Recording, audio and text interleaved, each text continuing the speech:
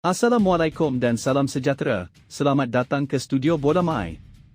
Malam ini saingan Liga Super kembali dengan satu lagi aksi menarik apabila Johor Darul Tazim bakal menerima kunjungan Kelantan Red Warrior FC. Perlawanan ini akan berlangsung di Stadium Sultan Ibrahim pada jam 8.15 malam ini. Manakala satu lagi perlawanan akan berlangsung pada malam ini, membabitkan pertemuan antara Kuala Lumpur City FC dan Kuching City FC. Jadi, sementara kita menantikan sepak mula perlawanan, jom sama-sama kita dengarkan sedikit ulasan dan melihat apa yang boleh dijangkakan daripada pertembungan menarik antara JDT dan Kelantan Red Warrior.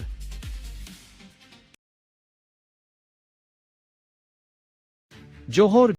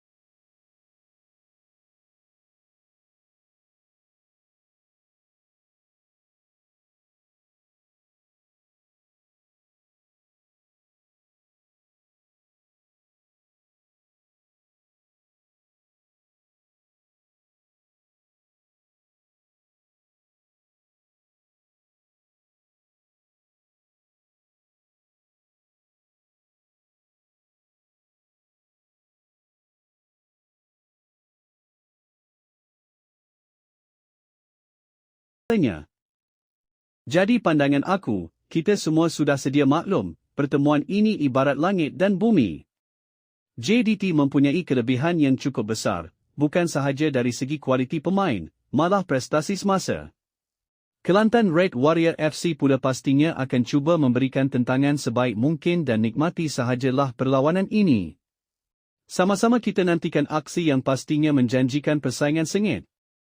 Dan seperti biasa, jangan lupa terus bersama Studio Bola Mai untuk ulasan dan perkembangan terkini bola sepak Malaysia.